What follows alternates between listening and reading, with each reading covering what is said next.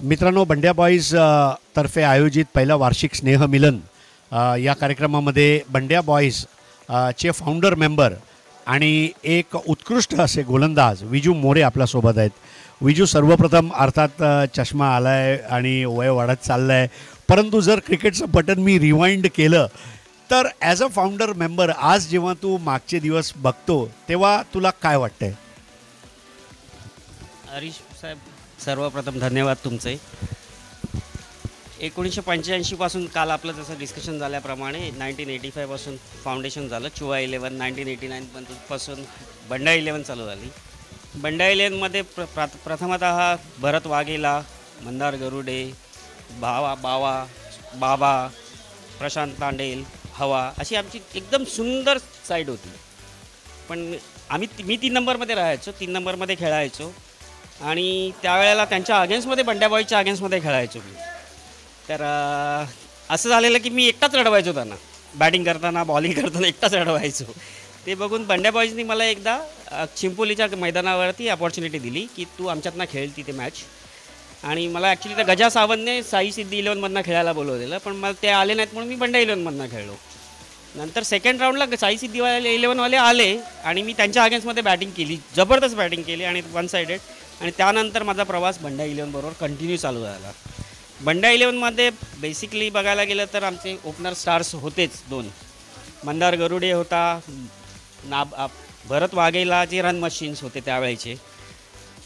मंदार गरुडे आम्ही फार डिसेंट आणि डिसिप्लिन मुलं होतो. म्हणजे आमचं टायमिंग असायचं 7 वाजता रेल्वे स्टेशनला भेटायचं आहे तर सगळीजणं 7 वाजता स्टेशनला असायचेच. फक्त एक प्रॉब्लेम होता, Mandar Garude he is a lazy man. त्याला मी उचलायचो घरातून लिटरली आणि त्याला घराच्या बाहेर ठेवायचो. त्याचे आई वडील बोलायचे तूच करू शकतोस हे. मी त्याला उचलायचो, बाहेर ठेवायचो आणि आतमधनं मी कडी लावायचो. तू बाहेर राहायचा आणि ओरडायचा. अशी आमची ती सिस्टम चालू झालेली. प्रत्येक संडेला मी त्याला उचलून बाहेर येणार आणि त्याच्यानंतर तो तिकडनं पुढे झाला. सुपर चारकोप 1 साइडेड बंड्या 11चं प्रवास बघाल ना आमचा. मी 89 पासून मला वाटतं मी 2003पर्यंत बंड्या 11मध्ये खेळलो. नंतर राजेंद्र 11मध्ये आम्ही कंटिन्यू केलं. पण जेव्हा जॉब आला 2001मध्ये माझं लग्न झालं, मुलगा झाला, मग थोडं स्लो डाऊन केलं आम्ही. पण सायमल्टेनियसली आम्ही बंड्या 11ला आम्ही त्यांना कॅरी फॉरवर्ड करत राहिलो. आमच्या टीमबरोबर नवीन मेंबर ॲड करत गेलो.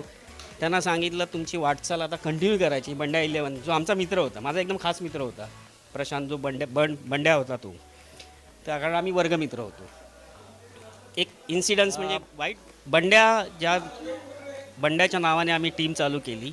त्याच्या जितक्या पण आम्ही टुर्नामेंट जिंकलो त्याच्या सर्व ट्रॉफी आम्ही त्यांच्या घरी प्रथमतः घेऊन जायचो, त्याच्या वडिलांच्या हातात द्यायचो. त्याचं पाकिट जे आम्हाला मिळायचं, जे पण प्राइजेस असायचे ते आम्ही त्यांच्या वडिलांच्या हातात द्यायचो.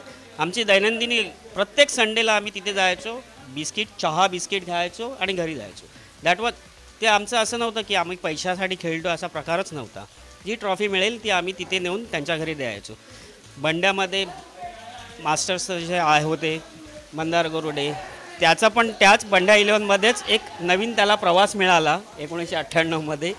तिथेच त्या 1998मध्ये जी आमच्या कॉलनीमध्ये टुर्नामेंट झाली तिथे त्याला त्याची जीवनसाथी मिळाली.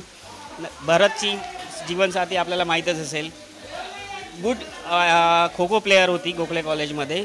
ती प्रत्येक टुर्नामेंटला आमच्याबरोबर मॅच बघायला यायची, प्रत्येक टुर्नामेंटला. आणि she is a really a sports girl बोलू शकतो, कारण ती शिट्या वाजवते. इवन वज्रेश्वरीला आम्ही एका टुर्नामेंटला होतो, युक्तामुखी तिच्याबरोबरच होती लिटरली, कारण तिला असं वाटत होतं की ही मुलगी किती ॲक्टिव्ह आहे. भरतचं पण चांगलं झालं. प्रशांत नाबर आपले जे तांडेल आहेत ते पण महिंद्रा अँड महिंद्रामध्ये लागले. मुलं नंतर सगळी सेटल होत गेली, नवीन मुलं येत गेली.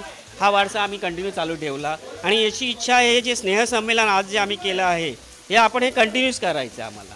आणि त्याच्यासाठी जे पण प्रयत्न लागतील ते आम्ही 100% प्रोव्हाइड करू. आणि सायमल्टेनियसली आपली आजची टीम 50ची आहे, पुढच्या वर्षी याच्यापेक्षाही मोठी करायचे प्रयत्न करू. करोनाने आपल्याला साथ दिली पाहिजे, आपण त्याच्यावरती मात करायला पाहिजे. आणि सगळ्यांना पुढील वाटचालीसाठी शुभेच्छा. स्वच्छ राहा, सेफ राहा आणि हेल्दी राहा. Thank you very much. विजू, नक्की म्हणजे बॅकग्राऊंडमधून चाफाचा सुगंध येतोय आणि तो चाफाचा सुगंध तुझ्या आयुष्यात सुद्धा नेहमी असा राहो, अशा हार्दिक शुभेच्छा आहेत. खूप खूप धन्यवाद.